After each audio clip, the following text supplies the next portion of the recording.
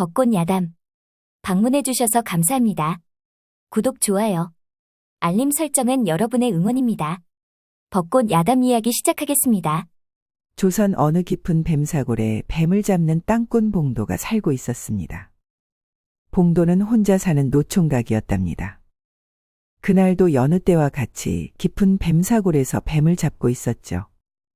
그런데 그때 여인의 비명소리가 들렸고 그 여인의 목소리는 두려움과 아픔을 호소하는 목소리였습니다. 봉도는 위험하다 판단이 들었는지 전력 질주를 하여 여인이 있는 곳으로 뛰어갔답니다. 헌데 아리따운 마님이 뱀에 물려 울고 있는 것이 아니겠어요. 봉도는 성큼성큼 마님한테 다가가 무릎을 꿇고 앞에 앉았습니다. 홍설 마님은 낯선 사내가 아무 말 없이 자신 앞에 오니 더 무서워 소리를 쳤답니다. 네 이놈? 내가 누구인 줄 아느냐? 썩 물러가지 못할까? 봉도는 마님의 말을 무시하는 듯 마님의 치마를 걷어 올리고 버선을 벗기고 뱀에 물린 발목을 힘껏 입으로 빨기 시작을 했습니다. 마님은 사내의 손길이 한 번도 스쳐보지 못한 살을 입으로 빠니 아래에서 이상한 전율이 올라왔죠. 허나 독사에 물려 죽을 거라 생각하고 마음을 내려놓고 있었는데 이 거친 사내가 자신을 살려 답답한 삶을 다시 살아가야 한다는 생각이 드니 용기가 나지 않았답니다. 홍서리응은 거칠게 자신의 발목을 빠는 사내를 밀쳤습니다. 허나 사내의 몸은 끔찍도 하지 않았죠. 내 몸이 이상해지는 것 같아. 이런 느낌은 처음이야. 여인은 그 고을의 명문가로 알려진 박대감의 며느리 홍설이었습니다. 홍설은 박대감의 둘째와 은밀하게 혼인식을 했으나 신랑이 없는 혼례식이었답니다. 첫날 밤 신랑은 끝까지 방에 들어오지 않았고 홍설은 초야도 치르지 못한 채 머리를 올려야만 했죠. 홍설은 의심스러운 것이 한두 가지가 아니었습니다. 첫날 밤 아랫목에는 도자기 항아리가 놓여 있었고 서늘한 기운이 자신의 몸을 감싸는 듯 움직일 수가 없었죠. 그렇게 홍설은 명문가 박대감의 며느리가 되었으나 집안에서는 그 누구도 그녀를 인정해주지 않았습니다. 홍설은 자신을 무시하는 사람들의 눈초리에서 단 하루라도 벗어나고 싶은 심정이었답니다. 그러던 어느 날 홍설은 시부모가 출타한 틈을 타 밖으로 몰래 나왔죠. 그렇게 걷다 보니 꽃과 나무 그리고 몽실몽실 예쁜 양떼구름을 따라 산속까지 들어가게 되었답니다. 홍설은 산솔 오솔길도 너무 아름다워 정신없이 올라갔고 해가 점점 저무는 것도 몰랐습니다. 아마도 감옥 같은 집에 들어가고 싶지 않은 마음이 컸기에 자신도 모르는 사이 산속 깊은 곳으로 간 듯했답니다. 그런데 그때 아야? 홍설이 독사에 물렸던 거죠. 이렇게 죽어가는 것도 괜찮을 것 같아. 홍설은 모든 것을 내려놓고 죽어가기만을 기다리는 듯 눈을 감고 있었습니다. 헌데 어디에선가 시커먼 사내가 뛰어와 자신의 치마자락을 들추고 버선까지 급하게 벗기니 무서워하지 않을 수가 없었답니다. 그런데 그때 사내가 독사한테 물린 자리를 허겁지겁 급하게 빠는 것이 아니겠어요. 홍설은 사내를 밀쳐보기도 하고 때려보기도 했지만 그 사내는 떨어질 생각이 없는 듯 보였습니다. 홍설은 포기하고 사내를 내려다보며 생각을 했죠. 사내가 이렇게 단단하다고. 그리고 내 몸이 이상하게 뜨거워지는 것은 무슨 이유일까?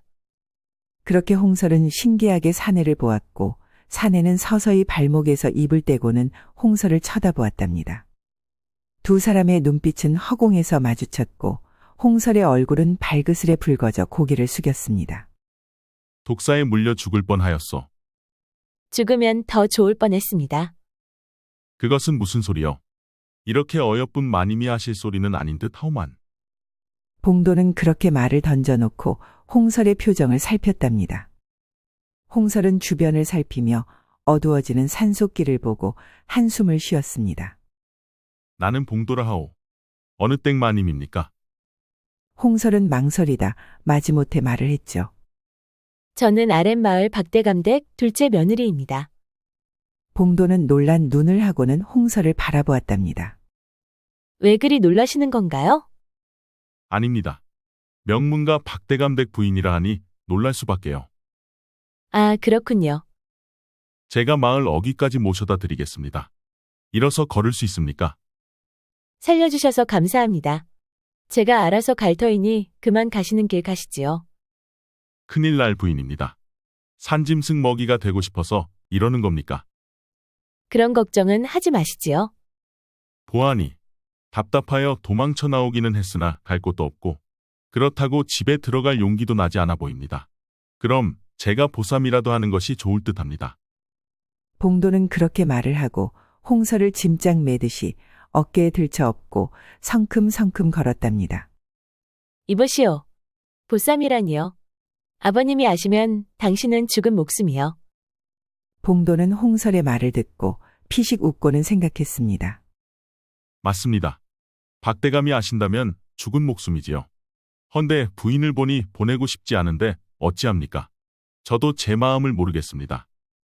잠시 후 봉도가 도착한 곳은 정원이 있는 마당에 정리정돈이 깔끔하게 된 작은 초가집이었고 담장 너머로는 굽이굽이 산등선이 보였답니다. 홍설은 담 너머 풍경을 보고는 환호성을 쳤답니다. 매일 아침에 이런 풍경을 보고 산다면 신선이 될 것 같네요. 그렇다면 저와 함께 여기서 신선이 되겠습니까? 홍설은 생각지도 못한 봉도의 말에 심장이 심쿵 내려앉았습니다. 그리고 박대감의 집에서 살아온 답답한 나날들이 주마등처럼 스쳐 지나갔고 봉도를 보며 생각을 했답니다. 정말 그리해도 됩니까? 그 댁만 아니라면 전 어디라도 좋을 듯합니다. 홍설의 눈에 눈물이 주르륵 흘렀고 봉도는 우는 홍설을 보며 가슴 아파했죠. 제가 너무 슬픈 얘기를 한 듯합니다. 우리가 신선이 된다는 것이 아주 슬픈 얘기죠. 홍설은 봉도가 웃으라고 말하는 농담이 전혀 웃기지 않았지만 자신을 안심시키려는 봉도의 마음은 충분히 느껴졌습니다. 제가 여기서 살아도 되겠습니까? 봉도는 홍설을 바라보고 고개를 끄덕일 뿐 어떤 질문도 하지 않았답니다. 그렇게 하여 두 사람은 위험한 동거를 하게 되었죠. 그날 밤 봉도는 윗목에서 홍설은 아랫목에서 잠자리를 하고 누웠습니다. 봉도는 벽을 보고 누웠고 바로 코를 골며 자기 시작을 했답니다. 허나 홍설은 낮에 자신의 발목을 빨며 독을 빼줬던 봉도가 생각이 나 잠을 이룰 수가 없었죠. 내가 왜 이러는 것이야? 그렇게 홍실은 괴로워하다 새벽이 되어 잠을 잘 수 있었습니다. 한편 박대감의 집은 홍설이 없어져 난리가 났죠. 여봐라. 며느리가 없어진 것을 사람들이 알아서는 아니 된다. 그러니 조용히 사람을 풀어 잡거라.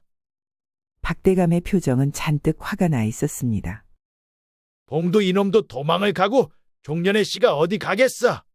이놈이 내 호적에 올려주고 잘 키워놨더니 이제 써먹으려고 하니 도망을 가. 그 어미의 그 자식이구나. 박대감의 얼굴은 악기처럼 울그락불그락 혼자 중얼거리며 화를 냈습니다. 그렇게 밤새 없어진 홍설을 찾았지만 어디에도 흔적을 찾을 수가 없었답니다. 다음 날 늦은 아침 홍설은 방문으로 들어오는 햇살에 눈이 부셔보니 해가 중천에 떠 있었죠. 정신없이 이불 자리를 정리하고 옷을 고쳐 입고 밖으로 나가 봉도를 찾았습니다. 허나 봉도는 이미 일을 나간 후였고 툇마루에는 밥상포가 덮어져 있는 상이 놓여 있었답니다. 홍설을 밥상포를 젖혀보니 밥과 국이 차려져 있었고 쪽지도 있었죠. 부인, 제가 잡아먹지 않을 것이니 앞으로 편히 주무시지요.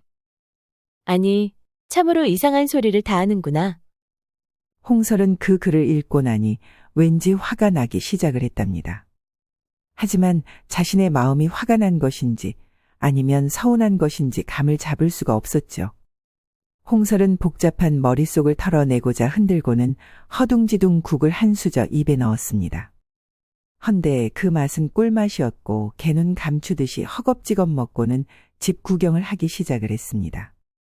마당에는 채송화와 봉숭아 꽃이 활짝 피어 있었고 담 너머에는 귀한 이팝나무가 아름답게 피어 있었죠. 그렇게 한참 풍경을 바라보다 문득 닫혀진 작은 방이 궁금했답니다. 방에 하나 더 있으면서 한 방에서 잤던 거야? 누울 공간만 있다면 오늘부터 이 방에서 자야겠다. 홍설은 그렇게 작은 방문을 열었습니다. 헌데 이것이 무슨 일이랍니까?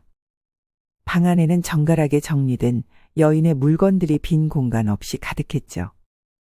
은은한 향이 밴 비단 보자기 속에는 양반 부인들이나 쓸 법한 고가의 놀이개, 뒷꽂이, 고운 옷감들이 곱게 개켜 있었답니다. 벽에는 남자의 갓과 도포가 걸려 있었고 그 옆에는 화려한 색의 고운 여인 한복 한 벌이 샘이 날 정도로 곱게 걸려져 있었습니다. 마치 봉도에게 여인이 있으니 넘보지 말라는 경고처럼 말을 하는 듯 보였죠. 홍설은 가만히 혼잣말을 내뱉었답니다. 봉도한테 여인이 있었구나. 난 그것도 모르고. 허탈한 웃음이 새어나왔고 괜한 감정에 빠져들든 자신이 부끄러워 조심스럽게 방문을 닫았습니다. 그런데 그때 그 방을 왜 열어본 것이요? 뒤에서 들려온 봉도의 목소리에 홍설은 흠칫 놀라 돌아보았죠. 심심하여 구경을 하다 보니 이 방도 잠시 문만 열어본 것이요. 미안하오. 그 말에 봉도는 조용히 고개를 저었답니다. 미안할 것까지는 없소이다. 필요한 것이 있으면 쓰셔도 됩니다. 그때 홍설의 눈빛이 차가워졌습니다. 사랑한 여인의 물건을 저한테 어찌 쓰라는 것이오. 전 그리할 수 없소이다. 단호하고 정색하는 홍설의 말에 봉도는 한동안 말없이 그녀를 바라보다 피식 웃었죠. 제 부인을 위해 준비한 것이지요. 봉도는 홍설을 바라보고는 웃으며 말했습니다. 그 웃음이 묘하게 마음에 들지 않은 홍설은 입꼬리를 살짝 내리며 고개를 돌렸답니다. 그날 밤 두 사람은 여전히 두 개의 이불 자리를 만들어 놓고 누웠습니다. 이불 사이로 밤 기운이 스며들었지만 홍설의 마음속은 낮보다도 더 뜨거웠죠. 봉도의 말투, 그의 조용한 웃음, 방에 놓인 여인의 물건들, 그리고 무엇보다 그의 눈동자 속에 담겨있던 묘한 눈빛이 왠지 정답게 느껴졌던 거죠. 봉도는 처음 만난 날부터 나를 전혀 낯설어하지 않았어. 아니, 오히려 오래된 누군가를 대하듯. 홍설은 등을 돌리고 자는 봉도의 넓은 등을 바라보며 생각을 했습니다. 하지만 봉도는 단 한 번도 나를 넘보지 않았어. 남녀가 며칠 밤을 한 방에서 지냈는데 눈길조차도 나한테 주지 않다니. 홍설은 봉도의 모든 행동에 서운함이 있을 뿐이었답니다. 다음 날 이른 새벽.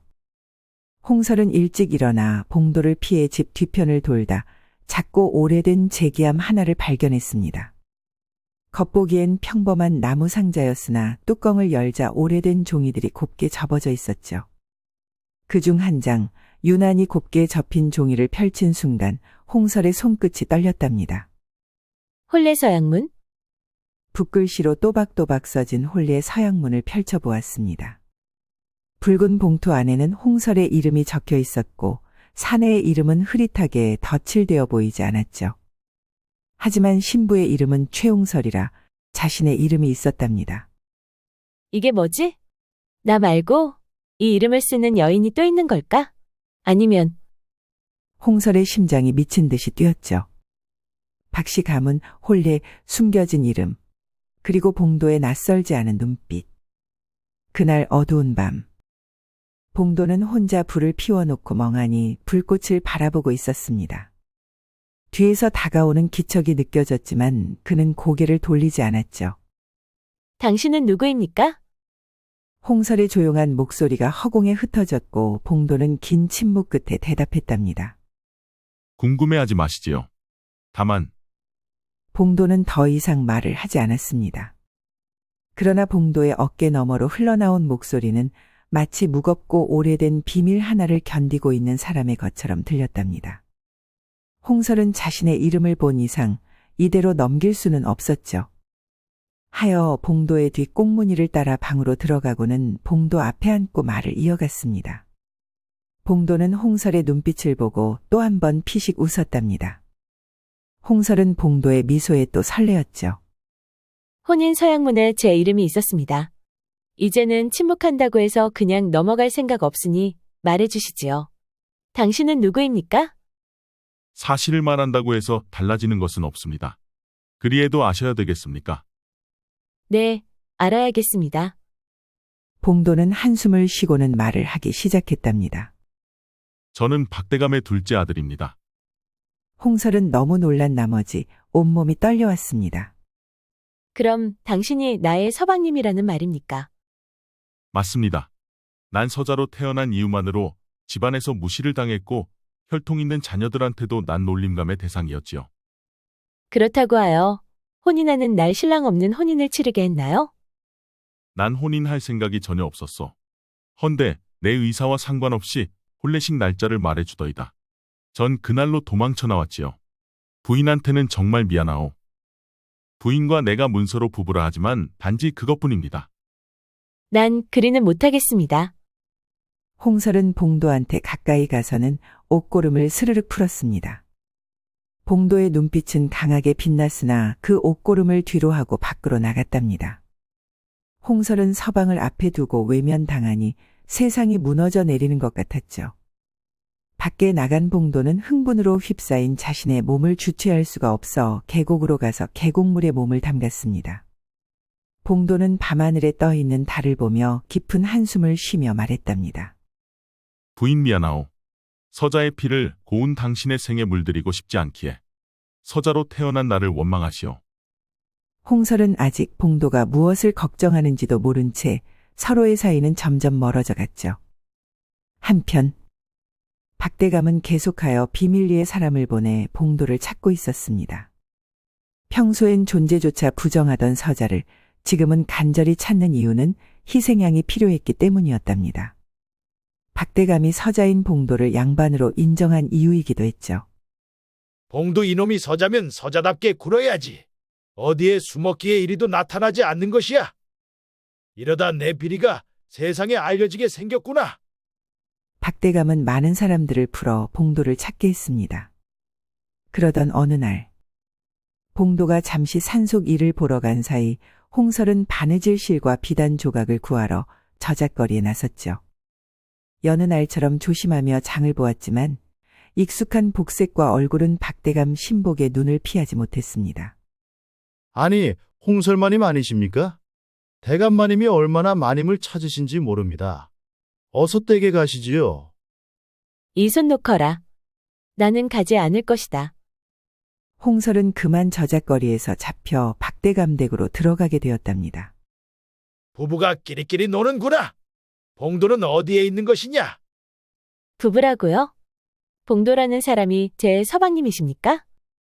내가 모를 거라 생각하는 것이냐? 괘씸하구나. 박대감은 도끼 눈을 뜨고는 햇살도 닿지 않는 오래된 지하방에 홍설을 가두었습니다.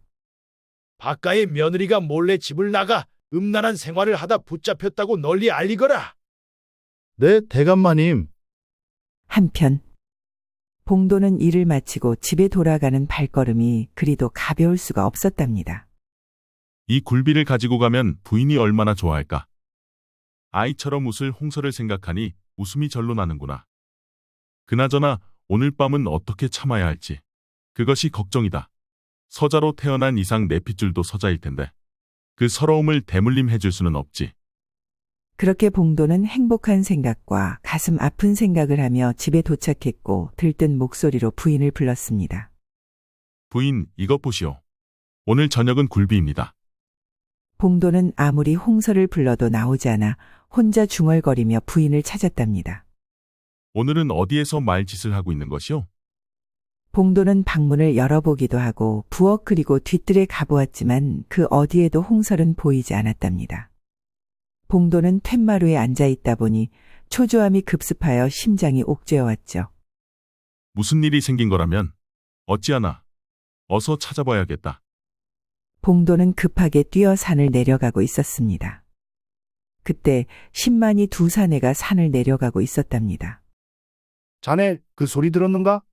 박대감 며느리 도망가서 다른 사내랑 정분 난 것을 잡아왔다고 하는구먼. 그것이 무슨 소리인가? 그렇게 참한 마님이 말이오. 그러게 말이오. 그 말이 사실인지는 모르겠지만 지금 감금해 놨다는 것은 사실이구먼. 참으로 이상한 세상이네. 어찌 신랑 없는 혼례식을 해놓고 감금까지 하다니 세상 말세요. 봉도는 10만이들이 말하는 것을 듣고 화가 치밀어 올라 참을 수가 없었습니다. 하여 무작정 본가로 찾아갔죠.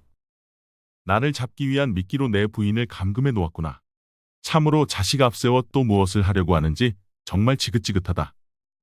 봉도는 아버지 박대감이 서자인 자신을 통해 지금까지 해온 불법적인 것도 부족해서 홍설까지 인질로 삼으니 더 이상 참을 수가 없었던 거죠. 봉도는 담 너머로 집안을 바라봤지만 집안은 이상하리만큼 조용했고 홍설이 어디에 감금되어 있는지 알 수가 없었답니다. 봉도는 홍설이 걱정이 되어 심장이 타들어가고 있었죠. 자신이 나타나지 않으면 홍설은 버려질 것이고 자신이 나타나면 가문을 위해 또 한 번 짐승처럼 이용당해야만 했습니다. 이번엔 다르게 해야 한다. 홍설이 나의 약점이라는 것을 안 이상 부인을 다치게 둘 수는 없지 않은가. 그날 밤 봉도는 작은 방으로 들어갔답니다.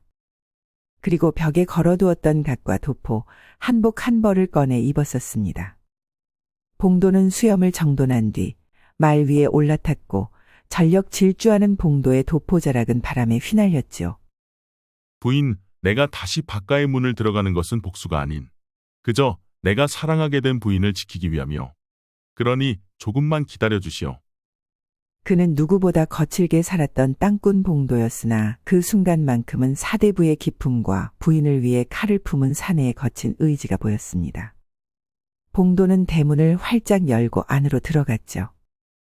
아니, 어찌 이곳에 오셨어요? 지가 2번 다시 이곳에 오면 아니 된다고 했잖아요? 어서 멀리 도망가셔요. 잘 있었는가?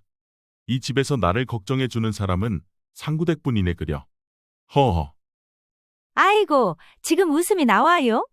대감마님한테 또 무슨 변을 당하시려고 오신 거예요? 나도 알고 있다. 이제 피한다고 피해지는 문제가 아니다. 내 반쪽을 찾아야 하니. 그럼 홍설마님이 잡혀온 것을 알아요? 그래서 이리 오셨구먼요. 웜에 우리 착한 마님을 족쇄로 쓰려고 도련님 없는 혼례식을 치렀던 거였구먼요. 상구댁은 소리 없는 눈물을 흘렸답니다. 그래, 부인은 어디에 있느냐? 저짝 사당 쪽에 비밀의 문이 있는 것 같은데요. 지는 아무리 찾아도 찾을 수가 없었구먼요. 알았다. 내가 알아서 할 것이다. 나중에 홍설이 나오면 잘 보살펴다오. 그때 봉도는 왔으면 들어오지 않고 무슨 잔말이 많더냐? 봉도는 박대감의 목소리에 미간을 찌푸리며 서재로 갔답니다. 두 사람은 마주 앉아 심리전을 하는 듯 눈빛만 주고받았죠. 나가 사는 동안 사내가 다 되었구나. 나를 보고도 흔들림이 없는 것을 보니 아버지께서 제가 지킬 가족을 손수 만들어 주셨는데 언제까지 철부지로 살 수는 없지 않겠습니까? 이제 철이 든 모양이구나. 박대감은 봉도를 조롱하듯 비웃었답니다. 제 부인은 어디에 있습니까? 내가 나를 위해 소리 없이 일만 해주면 되는 것을 도망까지 치고 내가 이런 수고까지 해야 되겠느냐? 제가 예상도 못하는 일들을 하시는 아버지다 보니 겁이 나서 그러지요. 걱정 말 거라. 다 내가 처리할 수 있는 일이니 봉도는 박대감의 말이 거슬렸는지 화가 치밀어 올라왔습니다. 이제 본론을 말씀해 주시지요. 제가 무엇을 해드리면 되겠습니까? 내 대신 유배를 갔다 오너라. 네, 유배를 갈 정도면 도대체 무슨 짓을 하고 계셨던 건가요? 봉도는 자신의 삶을 뒤집어 놓는 박대감한테 화가 치솟아 소리를 쳤답니다. 벌써 그리 흥분하면 어떻게 하느냐? 봉도는 박대감이 무슨 짓을 저질렀는지 말하기를 기다려 주었습니다. 박대감은 지금까지 자신이 해온 일들을 회상하며 말을 했답니다. 밤이 되면 박대감의 집안 가장 깊숙한 곳 무쇠문으로 잠긴 뒤편 사당에서는 사람들의 접근이 철저히 통제되었죠. 겉으로 보기엔 사당 같았지만 그 안에서는 은밀한 비밀이 숨쉬고 있었답니다. 박대감은 겉으로는 유교적 절개와 가문 체면을 앞세우는 고결한 사대부였지만 그 이면에는 죽음을 이기고자 하는 집착이 도사리고 있었습니다. 하여 그가 오래전부터 빠져든 것은 조선에서 금기 중에 금기로 여겨졌던 도교의 연금술이었던 거죠. 인간이 오래 살아야 권세도 오래가는 법이다. 젊은 시절 박대감은 조정에서 배척당하고 유배 위기를 맞았던 적이 있었죠. 그때 그를 살린 것은 스승도 가문도 아닌 영금술이라 불린 비방 하나였습니다. 이후로 그는 영금술의 마음을 빼앗겼고 산중 은둔 도사들을 은밀히 불러 모았답니다. 도사들은 희귀 광물, 살아있는 독사, 복내초라 불리는 괴이한 약초, 그리고 무엇보다도 사람의 몸을 필요로 했죠.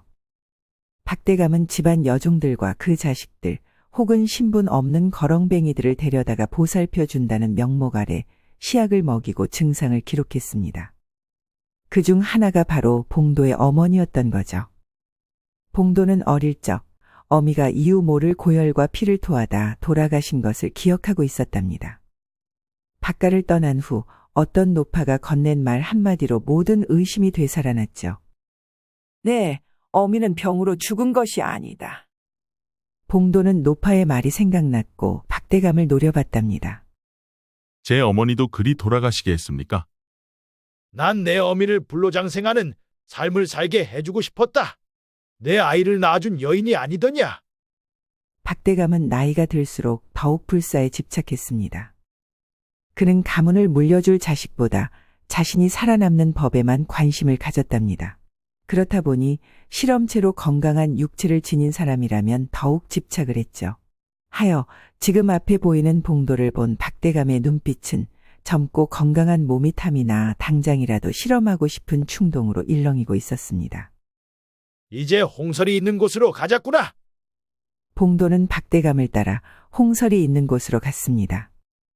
그곳은 사당 뒤 어디쯤에 들어가는 비밀의 문이 있었답니다. 안으로 들어갈수록 쾌쾌한 냄새가 코를 자극했고 그 냄새는 독사의 특유한 냄새이었죠. 봉도의 눈은 홍설이 안전하게 있는지 빨리 확인을 해야 조금이나마 숨을 쉴 수 있을 것 같았습니다. 박대감은 마지막 계단을 내려가고는 말했습니다. 내가 준비하라는 것은 해놓았느냐? 네, 준비해 놓았습니다. 봉도는 주변을 살폈고 홍설이 구석진 곳에 힘없이 누워있는 것이 보였답니다. 부인, 괜찮은 것이요? 홍설은 봉도의 목소리를 듣고는 고개를 들어 쳐다보았죠. 아니, 이곳에 왜 오신 겁니까? 저는 서방님을 부르기 위한 미끼였습니다. 부인이 이곳에 있는데 당연 와야지요. 저를 싫어하신 것이 아니었습니까? 제가 어찌 이리 고운 부인을 싫어할 수 있겠습니까? 전 다만 제 아버지가 어떤 사람인 줄 알기에. 홍설은 그제야 봉도의 마음을 알고는 기쁨의 눈물을 흘렸답니다. 그리 말씀해 주시니 이제 되었습니다. 제가 알게 모르게 당신을 많이 사랑했나 봅니다. 봉도는 홍설이 흐르는 닭똥 같은 눈물을 소중히 닦아 주었습니다. 이쯤 가족 상봉했으면 봉도는 안 꺼라. 박대감이 탁상 위에 대접을 올려놓으며 말했죠. 서방님, 아니 됩니다. 그 물을 마시고 죽어가는 사람을 보았습니다. 홍설은 부들부들 떨며 봉도한테 매달렸고 봉도는 홍설이 두려워하는 모습이 안쓰럽기만 했답니다. 부인 걱정하지 마시오. 제가 독사의 독에 대해 잘 알고 있지 않습니까? 그러니 걱정하지 마세요. 봉도는 홍설을 조금이나마 안심을 시키고는 박대감이 가리키는 곳에 앉았습니다. 내가 이것을 마시고 산다면 실험은 완성이 된 것이다. 어서 마셔보거라. 이것을 제 어머니한테도 먹인 것이요? 그리 흥분하지 말거라. 약 효과를 봐야 하니 진정하거라. 우선 홍설을 풀어주시오. 어찌 부인 앞에서 죽어가는 제 모습을 보일 수가 있겠습니까? 며칠 사이 끈끈한 부부의 정이 쌓인 듯하구나. 그래, 알았다. 아닙니다. 서방님 옆에 있게 해주세요. 어서 부인을 밖으로 모시지 않고 무엇하느냐? 봉도는 박대감의 부하 중 한 명한테 소리를 쳤고 그는 홍설을 밖으로 내보냈답니다. 홍설의 몸은 두려움에 떨려 걷지를 못할 정도였죠.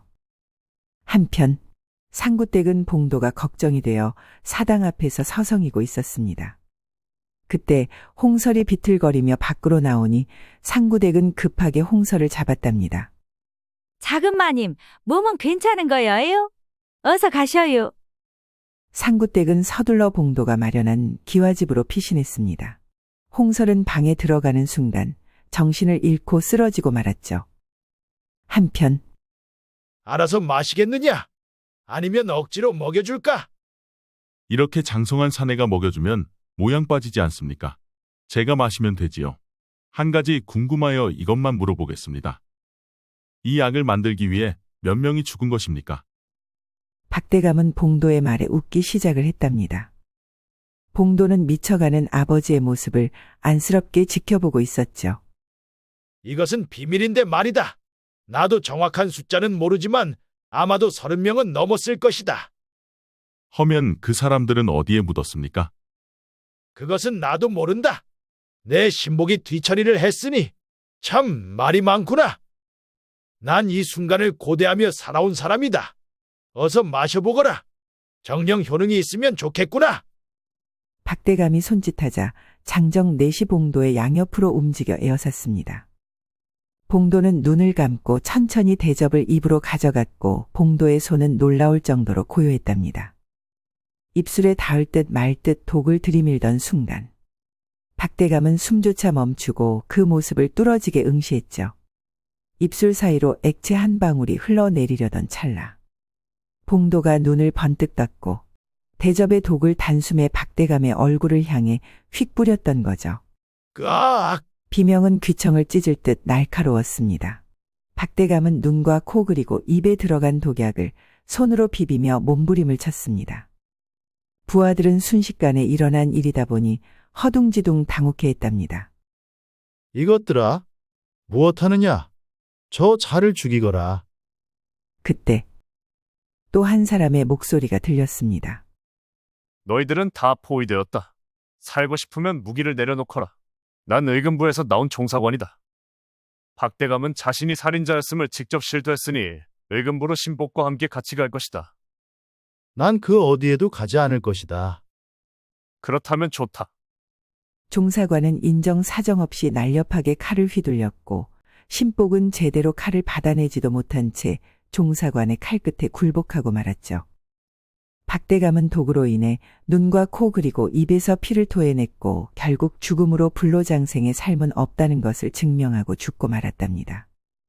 또한 신복은 억울하게 죽은 자들의 시신이 있는 곳을 알려주었는데 도자기를 굽는 가마를 가리켰습니다. 종사관과 봉도는 그 가마 안을 보았고 30개 이상의 도자기가 가지런히 쌓여 있었으며 그 안에는 시신의 재만 한 줌 있었죠.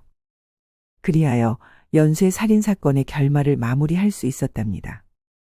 자네가 내 말을 믿어주지 않았다면 나 역시 죽은 목숨이었네. 내가 자네 말을 믿지 않으면 누구 말을 믿겠는가? 나 역시 자네가 아니었다면 연쇄살인 사건을 미제로 끝낼 뻔했다네.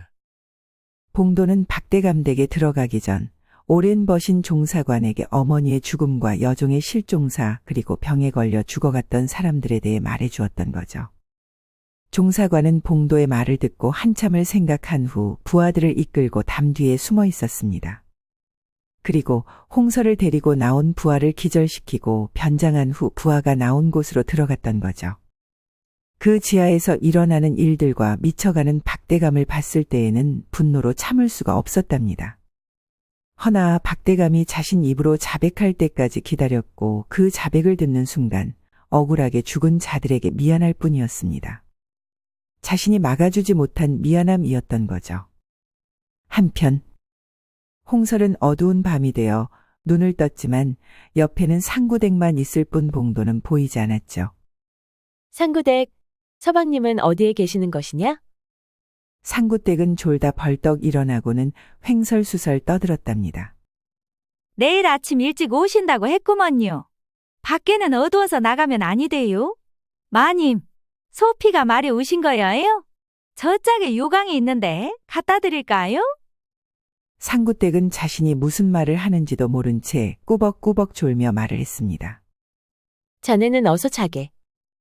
상구댁은 잘하는 말에 어느새 베개에 머리를 대고는 코를 드렁거리며 자기 시작했죠. 홍설은 봉도가 걱정이 되기도 했고 상구댁의 코 고는 소리에 시끄러워 툇마루로 나왔답니다. 그녀는 툇마루에 앉아 밤하늘에 떠있는 보름달을 보며 기도를 드렸습니다. 달님, 우리 서방님, 아무 탈 없이 올 수 있게 해주세요.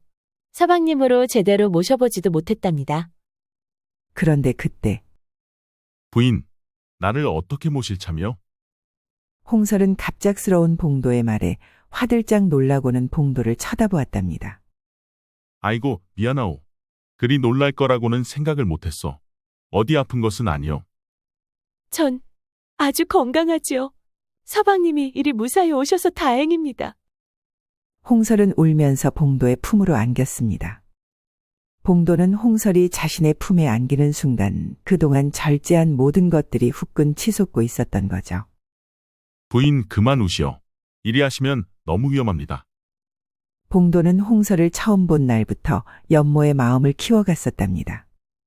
그렇기에 매정하게 뿌리칠 수도 없었고 그렇다고 품으로 파고드는 홍설을 그대로 놔둘 수도 없었죠. 그동안 봉인하고 살았던 사내의 강한 욕정들이 사방에서 튀어나올 것 같았으니까요. 헌데 봉도는 전혀 알 수가 없었습니다. 봉인된 줄만 알았던 모든 욕정들이 살아 숨쉬기 시작했다는 사실을요. 부인, 이제는 저도 어쩔 수가 없게 되었습니다. 무엇을 말입니까? 봉도는 굵은 팔뚝으로 번쩍 홍설을 안고 다른 방으로 서둘러 들어갔답니다. 봉도의 봉인이 풀린 모든 것들은 홍설을 가만 놔두지 않았습니다. 오랜 세월 억눌러왔던 감정과 욕망이 홍설 앞에서 터져나왔죠. 그날 밤, 봉도는 처음으로 한 여인을 있는 그대로 품을 수 있었답니다. 그렇게 벚꽃이 흐드러진 봄의 밤, 세상에서 가장 뜨겁고 아름다웠던 사랑 이야기가 조용히 사람들의 입으로 전해졌다는 행복한 벚꽃 야담 이야기였습니다. 이 이야기가 재미있으셨다면 구독, 좋아요 그리고 알림 설정 부탁드립니다. 그리고 따뜻한 댓글은 여러분의 응원입니다. 이 영상을 보시는 모든 분들이 벚꽃 야담과 좋은 인연을 맺어 항상 행복이 가득하셨으면 좋겠습니다. 오늘도 행복한 하루 보내세요.